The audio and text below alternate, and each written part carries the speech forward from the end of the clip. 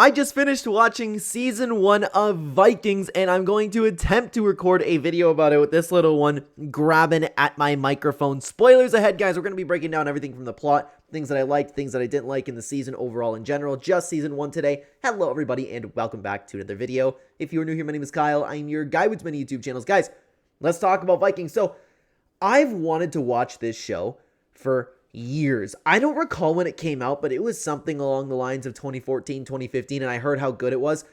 And it's always been one of those shows that I wanted to watch, but I never actually ended up pulling the trigger and watching. Sorry, I'm just looking at my little one through. She likes the fuzzy part, but regardless, it was one of those shows that I never really actually sat down and watched. And I sat down today. I was finally like, okay, we're done with it. I'm going to watch Vikings. I actually did it before House of Dragon, which I was very, very excited to watch as well. So far, so good.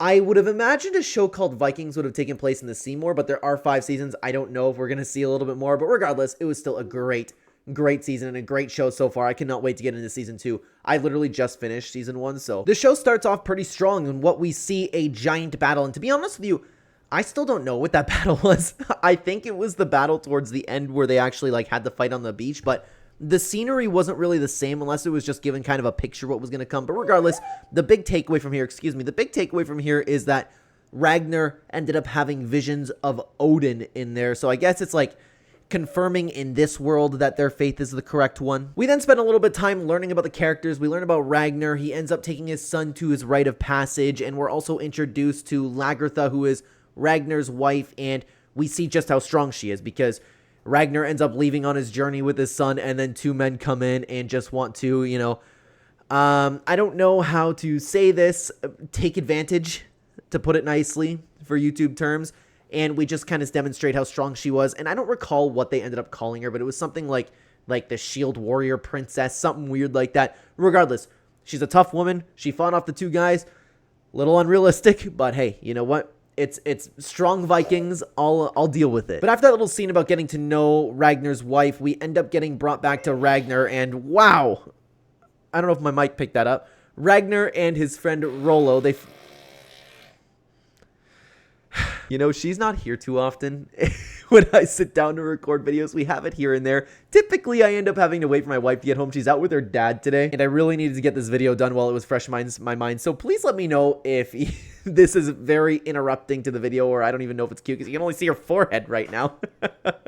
Regardless, so we learn about, did I say Rollo or Floki? Regardless, Floki. Ragnar goes up to Rollo, and Floki later on, he learned how to navigate the sea and sail west because apparently no Viking has ever done that. They learned of this England. We're gonna try creeping her in the little bassinet, see if she rests a little bit, but it doesn't look like that's gonna be the case. But maybe we can get a little bit of recording out of this video. This video is gonna be all over the place, guys. I'm sorry. They want to sail out west. They have this, I don't recall if they even called it anything. I don't know if they even called it a compass, but it basically worked like a compass, and they used the sunstone. So it's a secret way to navigate the sea, to sail west, and kind of figure out how you are so you don't get lost on the waves, and this is something that has never been done in the Vikings world before. The 2 end up visiting the brand new character, Floki, who ended up being a character that I definitely don't trust. And they actually open this up because I like the writing in this, first of all, because they introduce Floki as this character where it's like, do you trust Floki to do this? Do you trust him to do that? And all Ragnar said was, he can build a boat. I trust him to do that. So he built a boat, he did. They built a boat in secret, they tested it, everything works a-okay. Ragnar ends up going to the Earl, who it was, I would assumed that would have been the big baddie of the entire series because he's in charge of everything, but Ragnar wants to sail out west. He laughs at the idea and says, no, we're going to sail to the same place that we always do, and Ragnar has a little bit of tension there. But speaking of tension, we also have Rollo, his brother, who ends up being a major dirtbag. While Ragnar's gone, the dude goes up to his wife and starts making a little, I don't know how to say this either, unwanted advancements towards her. And it's coming from weirdly where it seems like, according to him, it's coming from genuine love. I don't recall if it was at the very beginning or if it was later on where he was kind of like, oh, I want you. I'm doing this for you. I'm helping Ragnar for you. I don't recall if that was in the first episode here, if it was later on, but his intentions actually seemed pure, which is strange. But then again, she's a really solid wife, man. She can protect her kids to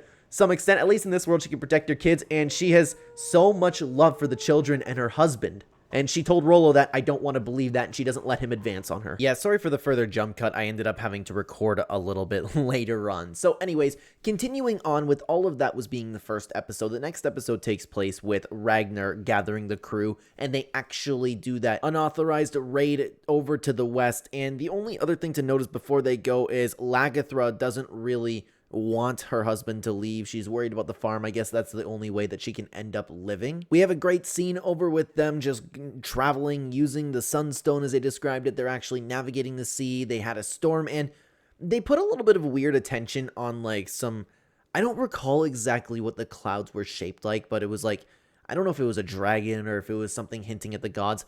I'm very, very weirded out about how religion's kind of treated in this show, because and this is something that we're going to end up talking about, they bring in Christianity to it, and they also have, I don't even know what to call it, to be honest with you. Is it a Nordic belief with the Vikings? Is it? I actually don't know off the top of my head, but it doesn't really matter.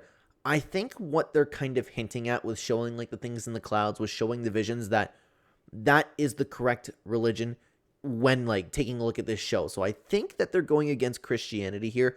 If anybody could correct me that in the comments, I would appreciate it. But if I'm not supposed to know that yet, then don't tell me, because I obviously don't want any spoilers. But regardless, with the storm, they end up seeing some gods or some figures in the sky. It's very tough, but they make it through. They find the west. After some doubt, they ended up finding the west. They get on, and they waste absolutely no time. They just raid a church. And of course, they didn't understand why they didn't fight back, why all of the gold was there. They killed everyone there except the one priest that they ended up capturing. They waste no time too. They return, they talk to the Earl, they say, hey, we sailed out west, we figured it out. They brought back all of the treasure that they got, and they even brought back the priest. So I guess it's weird how they handle things sometimes, because his word was, I've traveled all over England, and that's like enough for them to believe it, right? I don't know why anybody would buy that, but regardless, the Earl ends up confiscating everything, and he has everybody actually keep one piece, and Ragnar decides to keep the priest. But now that they actually could sail out to west, they ended up having another raid, but it was authorized this time. But the only thing is, the Earl wanted to figure out how they actually ended up sailing west, which I didn't imagine they were going to show him. But regardless, like, they ended up choosing Canute. They ended up choosing Canute with the Earl's, I don't remember if he said it was the Earl's brother or a very, very close friend, but regardless, someone he trusts, because he doesn't trust Ragnar, and it's very evident that there's tension building between the two. They end up sailing again. Canute's with them. And the only person that was left behind was the priest. And this is another thing I don't really understand. Like, there is a lot of trust over there. Like, you just killed everybody this person knew, and you're just keeping around to watch over your kids. I understood the son's frustration, but the name's escaping me right now, Ragnar's son. I really didn't like him until the end of the season. I don't know. I just, something about his attitude, but I also understand at the same time him having an attitude, because your dad's doing this crazy mission. He's sailing out west. He's accomplishing things. And you're stuck here with a man that you don't even know, that you don't even respect. Somebody who's even having a little bit of impression on your sister, telling him about this new god that they've never heard of. So I get that. But at the same time, I didn't like it. And here's another problem with the entire show is all of these people are objectively bad.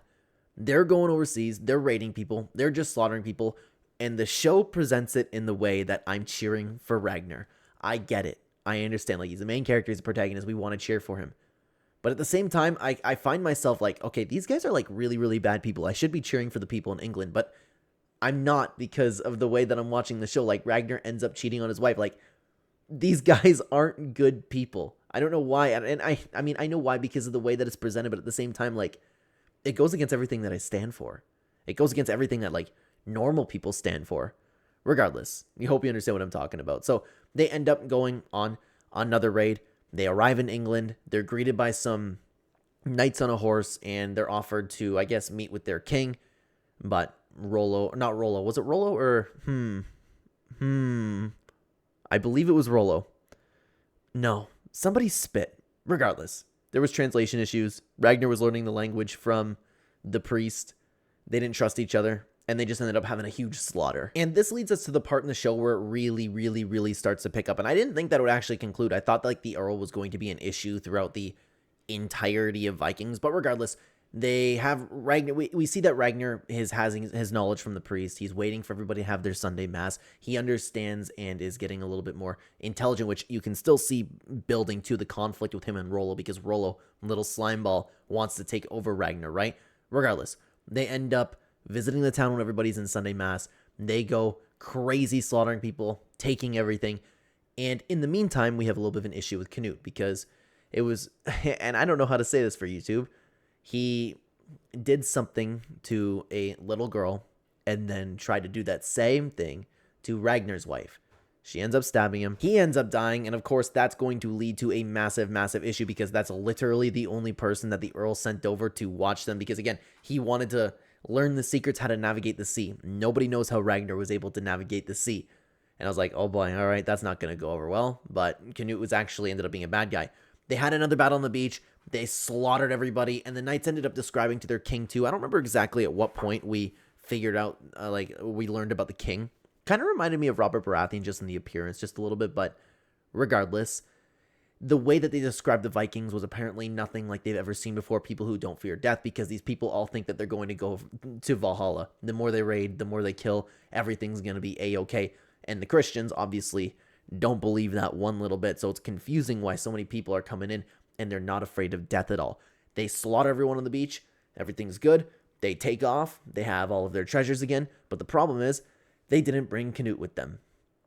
Ragnar was a little bit honest in that they had to kill Canute, and they told the story where he, did what he did and then tried to do the same thing to his wife. But Ragnar tried to, like the man that he is, tried to take on the blame for his wife. But the truth ended up coming out a little bit. Regardless, nobody believed anybody. The Earl ended up actually bribing Rollo a little bit, and this is where we can see Rollo is very, very tempted to be a traitor to his brother. And I thought that he was gonna, to be honest. I thought that he was going to, because once the trial came, once it was just those two telling their story, they were like, we have a witness. Rollo saw everything. I really thought that he was going to betray Ragnar, but I guess I'm happy to see that he didn't do it. It surprised me a little bit, but it's always good when a show surprises you, I guess, right? But Ragnar ended up getting acquitted. But the Earl still hates Ragnar. The Earl still doesn't trust Ragnar. The Earl is upset about Canute's death, so he ended up sending a bunch of attackers to go kill Ragnar. I don't know how they didn't see this coming, but obviously that was going to happen. Ragnar ended up getting severely wounded. There was another person that was close to them that ended up getting killed. And this is where Ragnar's put in a really, really tough situation because they all hide at Floki's house. They end up capturing Rollo, though. They end up capturing Rollo. And there was this other storyline where it was just flat out disgusting, where the Earl's daughter ended up being married off to some creep. And I always feel bad about like the casting for these, because in the show they straight up say like, oh my god, he's so ugly. Like, I always wonder about the casting about that. Do they like look for people and go, hey, you must be a little bit unattractive? I just always think about it when someone's like appearance is just straight up like insulted, because I think it was the wife that was like, he's ugly. Like, that's it. And obviously the guy was like behaving in an ugly manner. But we had that whole little side story setting up for a little bit of a wrench with the Earl's wife. But other than that, they ended up, and I don't remember if I mentioned this, my apologies, they ended up treating Rollo like a friend, but instead they ended up torturing him. The torture was unsuccessful, tried to drag Ragnar out, but he had Floki come to the Earl, have a message, challenging him to a one-on-one duel. And I guess this is like how back in the old days you would just challenge somebody to a duel, then you would take over their power. And the way that he ended up convincing him, and I still am having trouble understanding the way that the religion works a little bit, because it was, you either accept this or Odin will bring shame to you no matter what.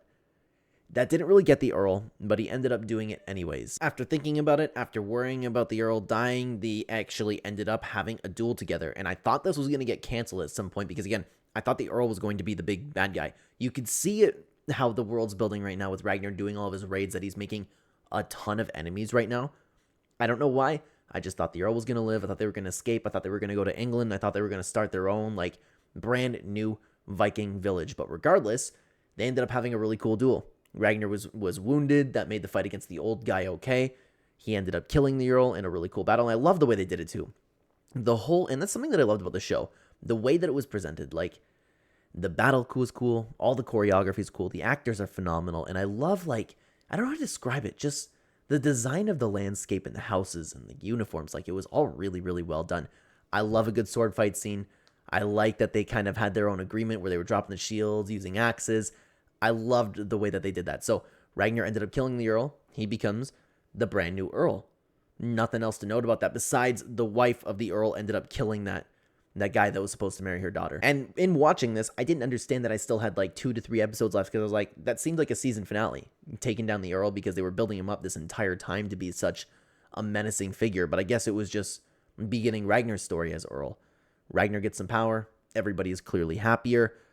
Other than that, the only other thing is Lagertha ends up becoming pregnant. There's this whole prophecy that's told where Ragnar will have lots of sons. I guess they were worried about it, but I don't really remember exactly what it was. The only other thing is that Rollo, the little slime ball, was going behind the Earl's back and seeing his wife, and now that he's gone, he asked her to, I don't remember if he asked her to marry him, but regardless, to stay together, be strong together, because he revealed that he is going to be Earl someday. He is going to betray Ragnar someday. You can see the tension building there, and what's interesting is I can already see where this story is going to start going. Ragnar with all of his raids, making his enemies. He has Rollo as his enemy, and who knows who's going to end up following Rollo at some point too, because I would imagine that there's going to be more disagreements within all of the Vikings. Now, for the next couple episodes, there actually isn't really a ton to note, because there's really not a ton to break down. They go on another raid, they meet this brand new king, they capture his brother, Rollo gets baptized, they end up having negotiations, they want the land, they demand like 2,000 pounds of gold or something, but they supposedly were going to get their payment. It was empty. They ended up getting attacked. They destroy everybody and send his brother, the king's brother, end up like back on the horse all the way to the kingdom. I still don't know how you get the horses to run where they're supposed to go. Maybe that's just what they're supposed to do. But Rollo gets made fun of a little bit by Floki because he angered the gods. Rollo's pissed off. Other than that, the Vikings just destroyed an entire new place, sailed off. Everything was okay. And the king vowed that he would get revenge on Ragnar one day, no matter what. Now, that is something that's definitely going to be building up. But then again, I thought that the whole storyline with the Earl was going to be built up. But so who knows? Maybe maybe early on in season 2, we figure out that that king just falls to Ragnar, no problem. The only other thing to note about that was, in the meantime, while Ragnar and the gang was gone, Lagertha ended up being in charge because she is now the Earl's wife. She ended up making decisions. She had some horrible backup for some woman who cheated on her husband, which sucked. And I mean, goes to show her position of power, I guess, right? So she ended up making something up. The gods were happy to have you raise someone named Loki. Weird. I don't remember exactly what it was about. Other than that, they spent a lot of time with Lagertha and Ragnar listening to her stomach. That episode ended with her having a miscarriage, which shocked me. And like I said about these last 2 episodes, there's not a ton to really note about that either, because it's about that sacred village. The only thing that we learn is the priest, who I assumed was actually questioning his faith because of all of the god talk that he was with too, and he was actually angry with his own god because everybody died and he had his own sit down when he was praying. I thought that he was actually switching up a little bit, but his faith was tested. We learned that he's still Christian. Rollo is further pissed off with Ragnar because he's sleeping with other women, and you can just tell too, and this is what the Earl's wife, her name's escaping me by the way, she is very intelligent. I'm personally someone who finds it fascinating when you take in storylines like you have these like mega powerful men like the Earl, like Rollo, guys who can just destroy anybody. Like the Earl had actual power, Rollo has like physical power, and they're always bribed by a very smart woman. I always find those stories fascinating because the truth behind it is incredible, and I always wonder like who could be pulling strings behind the scenes, and like that stuff's happening in real life. I understand that it's obviously not Vikings, but you kind of get where I'm drawing the line there. You could see throughout the entire series how she was manipulating the Earl, and now she's manipulating Rollo. She somehow saw Rollo, didn't want him to sleep with other women, and spun that to being, okay, Ragnar is already meeting with somebody, making plans, making alliances, and where are you? You're just sitting here. So Rollo ended up realizing his lack of focus, and I feel like as time goes on, she's going to become very powerful. But like I was saying, let's sort of break down, because you had the sacrifice, you had the Feast of the Gods, the priest did some mushrooms, you saw a bunch of orgies, like there's nothing really to break down there from a storyline perspective. And the season ends on an interesting note, because back at home, there is a brand new disease that's just wiping the floor with everybody. And problem when I'm saying this, like I was just saying with the Earl's wife, did she die from the disease, or was it just her daughter? Right after talking about how I predicted her to be super powerful, I actually don't remember if she ended up dying to that disease, because I remember she was screaming and crying, but I know that was for her daughter, but she was close to her daughter. Did she catch the disease? I actually don't recall. I'm having a huge blank with that. Regardless, there's a whole storyline with they're still overseas. Rollo ends up actually deciding out of his anger to betray his brother We don't know that yet. But the other thing is Ragnar's wife is very, very worried and upset because she can't conceive another son. And I guess the seer said that he was supposed to have a ton of sons, or if there was a prophecy that Ragnar was supposed to have a lot of sons. She's having difficulty, so she is in complete despair, misery. She can't sleep, and the seer actually ended up refusing to tell her what was coming for her, because I guess, like, I don't know if he was accurate or not. I think he's shown to be accurate. Regardless, he only sees misery down the road for her, and it's shown because Ragnar, desperate for another son, he figures out about the miscarriage. He is upset with the gods. He's supposed to have many sons, and this is where he meets the princess. Her name's escaping me. She ends up just kind of throwing herself over to Ragnar. Ragnar ends up sleeping with her. The son gets pissed off about it, and that's where I actually ended up liking the son a little bit more, because he made the father promise that he wouldn't do it again. And Ragnar actually, while he really didn't want to, he was abiding by it for a little bit. And the son's actually got a really good head on him, because in a time where it's so normalized to just cheat on your partner, right? You have your wife, but you can still sleep around. I like that he had an issue with Ragnar walking out on Lagertha, because you guys love each other. What are you doing sleeping with other women? I really like that personally, but Ragnar's still pissed off. He doesn't want to do it, but then she walks up to him and says, "I'm carrying your unborn son." This really starts to soothe Ragnar, and I'm really worried as time goes on that we're actually going to see Ragnar end up leaving Lagertha, because she can't conceive another son.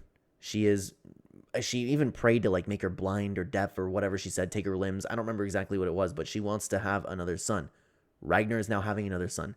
He in the prophecy is supposed to say that he's having many sons. Is he going to end up leaving him for this woman? Because the season ended with him just walking in the room. I don't know if he was looking at his son, but then again, like, it did show him listening to the stomach. I don't know if he chose to just continue sleeping with her, if he wanted to end up having another wife or a new wife. Very confusing. I have not continued watching the show yet, because the seer said that Lagertha has misery ahead of her. I believe that's a word that he used, and he was scared to actually tell her. I believe that might be what's to come, because Ragnar might stay over there, and Ragnar has her son. And if she's just chilling over there without Ragnar, she's definitely going to get overthrown. She might get assaulted. I worry, because she's arguably one of the most wholesome characters in the show. I know that they're all Vikings and they're all kind of pieces of crap, but out of everybody in there, she's probably one of the most respectable and nice people there, and I hope that we don't see anything too bad happen to her. Regardless, I have been waiting to watch this show for a very long time, and I don't know why I never pulled the trigger. I just didn't do it, and I thought the first season was great. I cannot wait to keep watching the show. I always thought Vikings were cool. I always found it fascinating, like, just the old kind of, like, medieval days, especially with Vikings, all of them just, like, chilling, drinking, like, being really brotherly. I personally always thought it'd be really cool if you could have, like, actual sanctioned duels. I think that would really benefit the world, but I've always been fascinated by Vikings, and I think that this show does Vikings pretty well, to be honest with you. So I'm excited to watch the rest of it. I'm glad that I finally pulled the trigger, and if you are watching this video, please do not give me any spoilers. I care a lot about this show already, and I do not want to know what's coming. I don't want to know if I'm right, wrong. Comment down below specifically about season 1. I would love to hear from you in the comments. Thank you so much for watching. At the time of recording this video, we don't have another Viking season for you to check out. So, in the meantime, why don't you check out 2 of these videos right now? It's movie news, recent movie news, if you guys are interested in still talking about some film. I'd love to have you guys over there. Take care, everybody.